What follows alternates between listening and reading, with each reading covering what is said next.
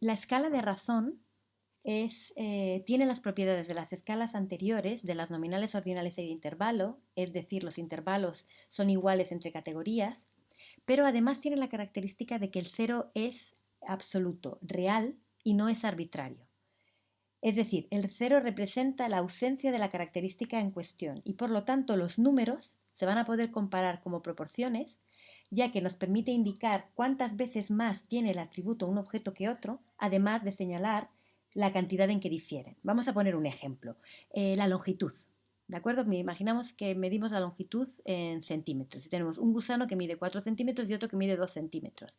El segundo mide 2 centímetros menos que el primero. Eso lo podríamos decir también en una escala de intervalo, pero además podemos decir que el primero mide el doble que el segundo.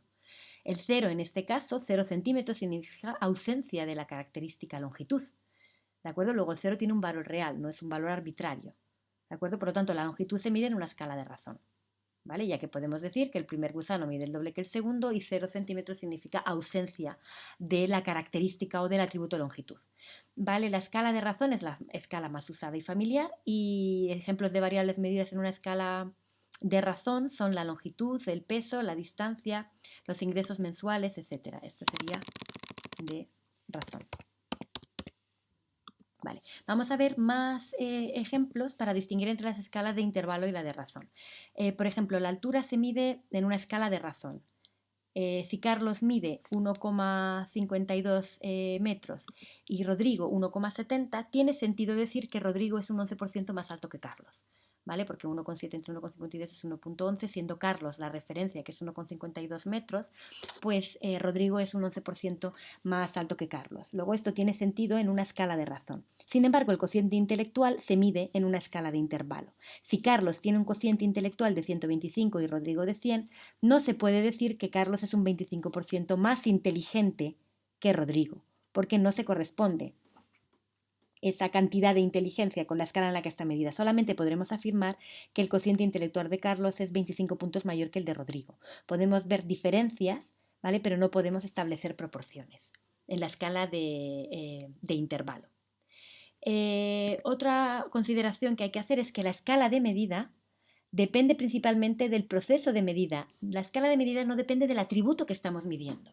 ¿De acuerdo? Así, si estamos en una prueba de natación, los resultados del relevo 4x200 masculinos en natación, yo puedo medir el resultado de la prueba en una escala ordinal si grabo quién ha llegado primero, Italia, segundo Gran Bretaña, tercero Grecia, etcétera, etcétera. Ahora, si tengo un cronómetro lo suficientemente bueno como para recoger el tiempo en minutos, segundos y décimas o milisegundos, podría recoger el resultado de la prueba en una escala de razón. Cuando veo que Italia ha tardado 7,0960, Gran Bretaña 7,1163, lo estoy midiendo en una escala de razón, que es el tiempo que han tardado en recorrer la distancia nadando. ¿Vale? Sin embargo, si uso una escala ordinal estaría únicamente registrando quién ha llegado primero, segundo, tercero, etcétera, etcétera. Luego, la escala de medida no depende del atributo. Podemos medir el mismo atributo con distintas escalas y entonces vamos dando de menor a mayor información, ¿vale? Si lo medimos en una escala ordinal, primero, segundo, tercero, cuarto, tenemos menos información que si medimos en una escala de razón en la que estamos grabando el tiempo total que les ha llevado recorrer la distancia de la prueba. Luego esto es un resumen de las escalas de medidas y las operaciones matemáticas que son aplicables en cada nivel de las escalas, en cada escala de medida. Si estamos en el nivel nominal, solamente podemos hacer comparaciones de categorías iguales o distintas. ¿Vale? Por ejemplo, los sabores de helado, vainilla, chocolate, fresa, pues dos individuos que tienen el mismo sabor favorito del helado, pues están en la misma categoría, y dos que tienen sabor favorito del helado distinto, pues están en distintas categorías, igual y distinto. En la escala ordinal podemos hacer las operaciones matemáticas de igualdad, distinto, mayor y menor. Por ejemplo, las tallas de las camisas XS, SML, XL y XXL. No solamente tengo distintas categorías, sino que están ordenadas en este caso de menor a mayor. Puedo comparar y decir que la talla XS es menor que la mediana, o puedo decir que la talla XL es mayor que la L.